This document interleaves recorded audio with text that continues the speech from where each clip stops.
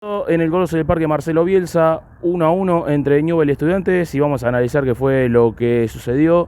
en este partido ante el conjunto de Eduardo Domínguez. Un Estudiante que, acordémonos, que venía de quedar eliminado entre semanas por la Copa Libertadores y venía al Coloso del Parque en búsqueda de los 3 puntos.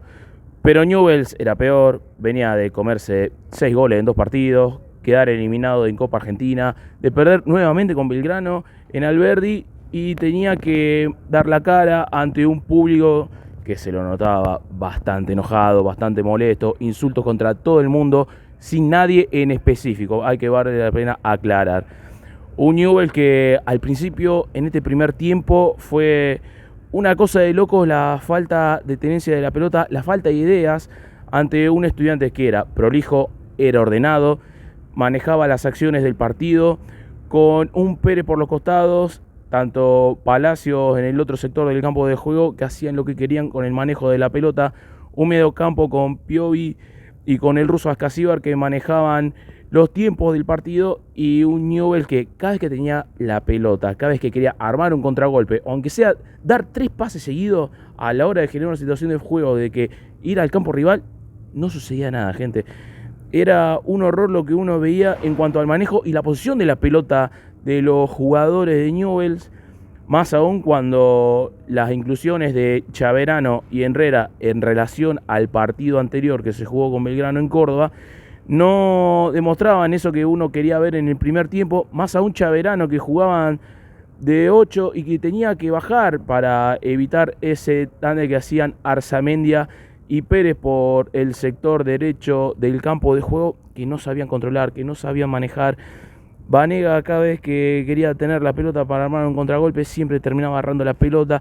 Vuelve a suceder lo mismo. Cada vez que Newell's tiene una pelota parada a favor,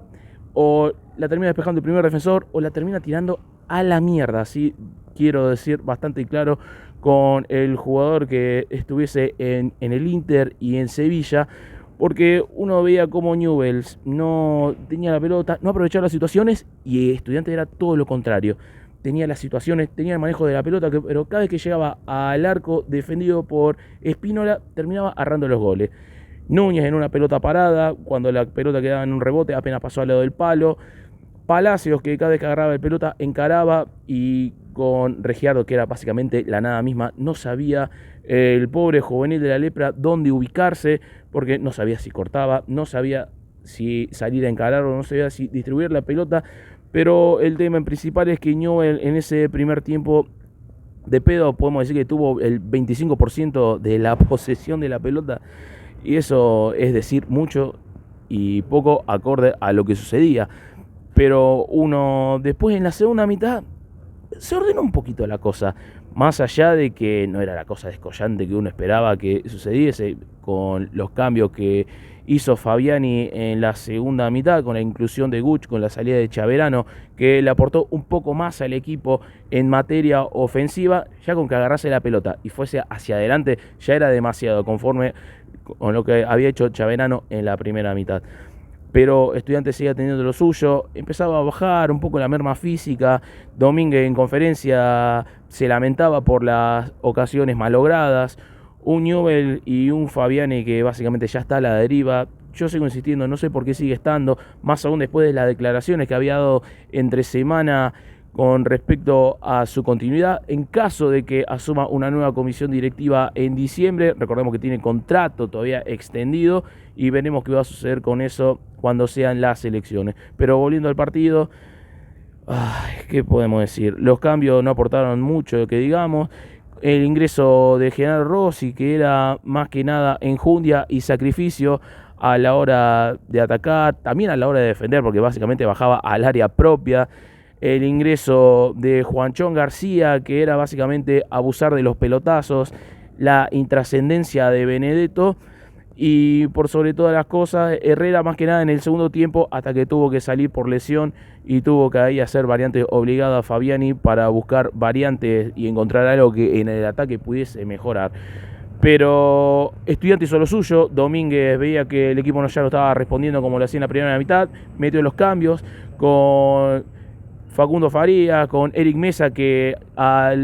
faltando 15 minutos para que terminase el partido ponía las cosas 1-0 después de una individualidad y una distracción en el fondo de Newell, que parecía que la cosa se estaba por terminar, porque cada vez que a Newell le hacen un gol, el equipo se viene totalmente abajo, no hay reacción, y eso siempre preocupa, y que ha pasado no solo en este 2025, también a lo largo del 2024 también. Pero apareció el oro, apareció el jugador que básicamente fue la figura para mí del lado de Newell's, sacaba todo lo que le tiraban en la primera mitad, despejaba lo que siempre hacían de los desbordes por los costados los jugadores de Estudiantes, y en la única que tuvo en el ataque ya había tenido un anterior que lo había podido ser un posible empate después de un centro de Montero que volvió a jugar por el lado derecho del campo de juego, y allá entrando en el minuto de descuento, centro de Banega, que cuando fue a tirar el tiro de esquina lo recontraputearon todos los hinchas de Newell's, y cuando la pelota cayó dentro del área quedó boyando y apareció Lolo de zurda para poner el 1-1, Banega se dio vuelta, puteó a la gente, básicamente quedó totalmente grabado por la cámara de los colegas que estaban cubriendo, y terminaba el partido en un 1-1 que terminaste rescatando un punto. La cosa no pudo haber terminado peor si era que Estudiante estaba fino en el ataque por la intrascendencia de Medina, de Alario en el ataque, pero Newell recantó un punto, ahora tiene que jugar en la Bombonera. Fabiani no habló, que encima fue expulsado, pero tampoco